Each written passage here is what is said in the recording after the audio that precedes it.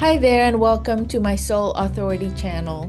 I'm Lorraine Van Tool, transformational life coach, holistic psychologist, and meditation guide. I'm staking out the safe spiritual space in solidarity so we can hear our authentic voice over all the noise and realign ourselves with clear choice. This is at the heart of Soul Authority. If you felt burned out and low, join us in rekindling our inner fires and getting back in the flow.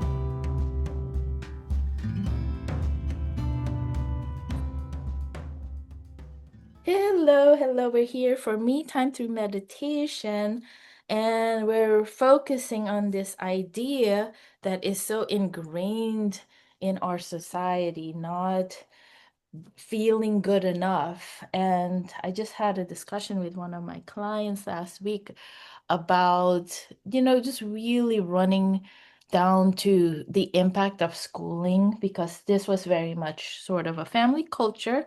And she came from a family where academic achievement was important.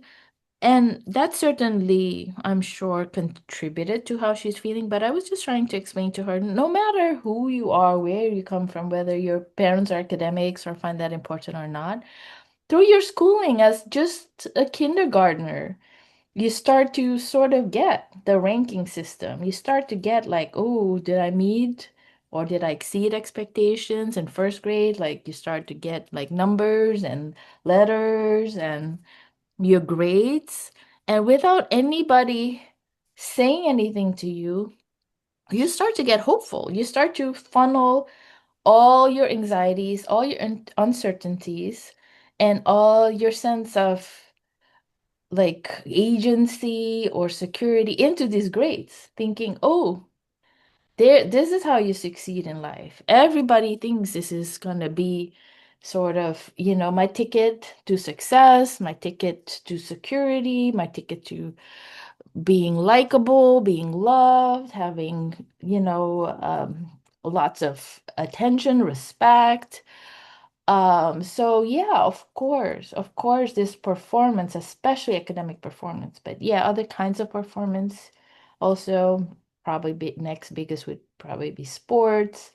Then we look at social and how we're expected to behave, how many friends we have nowadays, probably young people already, how many likes, how many, based on your looks and beauty, how many people of the opposite sex find you attractive. So you start to sort of, build your assets or your net worth, so to speak. So of course, we disconnect from what truly matters, and it's so default. This not good enough. It's almost like literally every person I've seen in my practice for 30 years. If we scratch under the surface and more to the root issue, I would say we get to not good enough feelings, and that these are so default that they're not even sort of really uprooted or really examined. It's almost like, well, the only solution is to figure out what I can do to gain more leverage, to gain more traction, to gain more money, to gain more friends, to gain more something to feel good enough. And can you help me with this? Very few people, it's like, I want to get rid of this measure, this external, internalized measuring system that falsely makes me determine my worth based on these capitalistic measures, productivity. A lot of times, it does come down to money then, because when we have money, we feel like we're more valued by others. But honestly, I see underpaid, I sometimes tease them, servants, graduate students who do a lot for no money.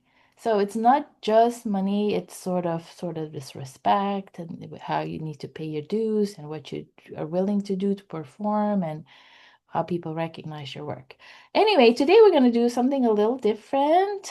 One of our participants here joining me for me time through meditation um, is willing to share her own experiences and how she is struggling or dealing with the not good enough feelings and the self-worth. So, yeah, I'll just leave it to you.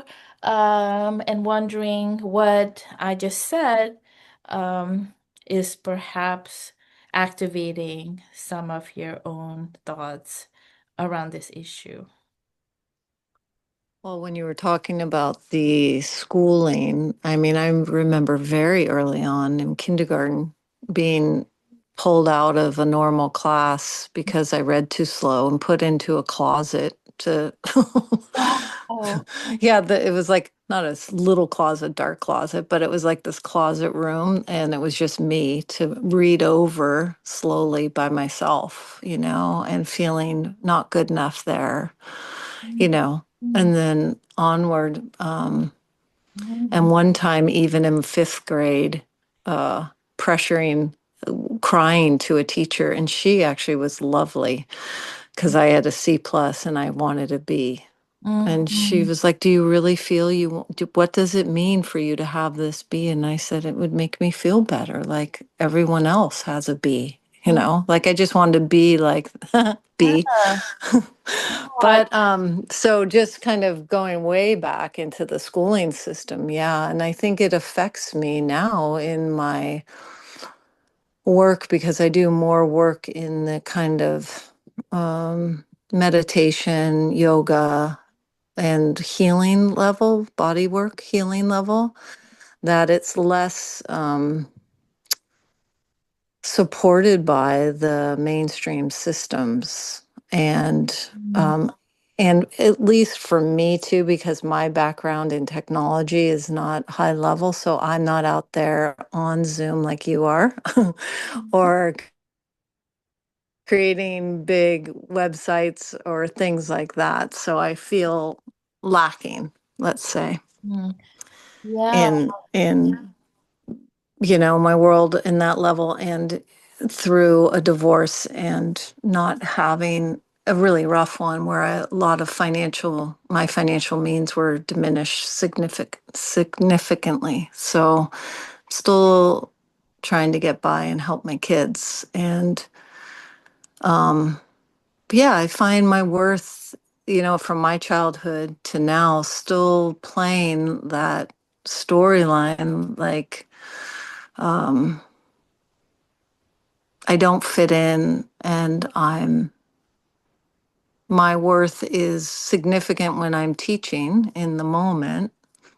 Mhm. And then when I leave, I'm trying to fit into this human life system and having a very hard time finding rent to get a down payment to even apply and show that I make enough to have a home, you know, Mhm. things like that.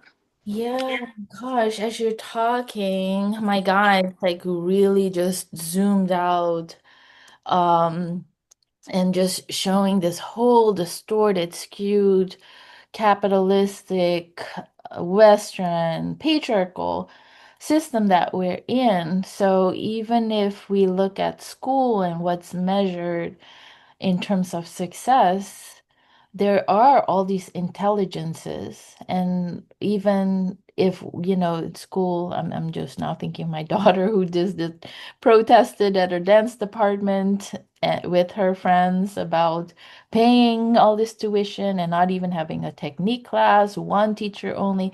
So the whole idea Yeah. of these certain subjects and intelligences being lesser than, marginalized, seen as alternative. So even there already, you don't get even a fair understanding of your gifts and talents, and there is this sort of idea. The hard sciences even more than other kind of legit subjects being your best bet to succeed in life. And then as we get older, like you're, now saying, as valuable as the others are, probably in our health and in creating societies that are more egalitarian and holistic and balanced and all that. All those kinds of jobs, careers are way lesser compensated. um, and also who you are, if you're a woman versus a man, right? We are all Right. statistics on that. So it perpetually continues, all the way until older age, that you are undervalued by a society, and we're all part of it. And yes, of course, as a result, in this system where money gives you the freedom, gives you choices, gives you the opportunity, to have impact, to, makes you more powerful, gives you more research and all that. It makes total sense to feel like if you have less, that your self-worth, your value, all of this is also less. Whether that's true or not, that's the question we're going to have the courage it takes, right, to refute that, to at least Yeah. owners of our own mind. And I do believe that miracles are not going to happen, of course, and we're not going to completely upend, sort of, we talked about mother tree, or the world, and be seen and respected as the mother trees who we are. But for sure, one thing I know for sure is that if we stand in our power and our worth, rather than diminishing it and letting the external world override our inner truth and inner experience, we're for sure worse off than if we don't let that happen. So I that agree. so I that's agree. my goal. Yeah. But I do think it'd be worthwhile, for whoever be listening back to this, to share a little bit more now, where, you mentioned earlier when we just chatted that it's sticky. As much as you worked on this, you do see it still pop up almost in everything that you do. And great Mm. and good thing that you're so conscious and reflective and do so much work. But because I think many others are experiencing the same thing, but it sort of flies under the radar, and it's in our blind spot. So you just talking about it and exposing it, I think it will help others Mm. catch it, and feel more inclined perhaps to tackle it, work on it. Just kind of where I'm feeling it Yeah, yeah, daily. daily, and where your growth at edge is, and where you're maybe recognizing, like, oh, this is this old dialogue, or this is the oppressive, dismissive dialogue that I want to turn around. Yeah, I mean, I feel definitely the dialogue lots that are coming up. It's like I feel like I'm not supported. I feel like I have to do it all on my own, and I don't know which way to go. And I'm scrapping along, working all my jobs. And Okay, can I interrupt for just a second? yeah, yeah, But this is important. So, what we do want to get at is mm, your inner dialogue, mm, because this might be totally the truth, and many people might be totally in this situation, and I think it's totally appropriate to look at this, to know the truth, to have your feelings, about, being unfair, being angry, feeling abandoned, feeling yeah, discouraged or whatnot. hmm, It's a whole other thing for you to then take this data, for example, and say, and this is happening to me because I suck, something must be wrong with me, or I'm not good enough. So that is what I'm curious about.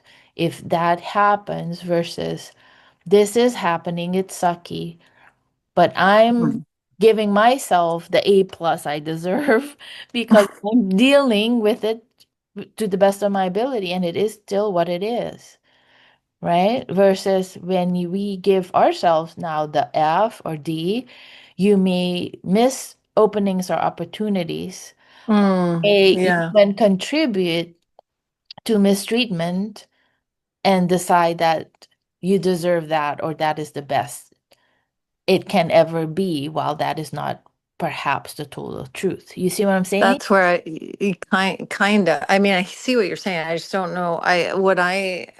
Which like I know I'm in that sticky spot, and that's what I was mentioning to you before. I'm like, I'm in that. I feel like this worth stuff is move. Like I'm aware of it, but Mhm. I'm stuck in it again. And the stuckness in that I'm in right now is that I'm doing what I can do, but I still like I leave my jobs and I go, that's just not good enough.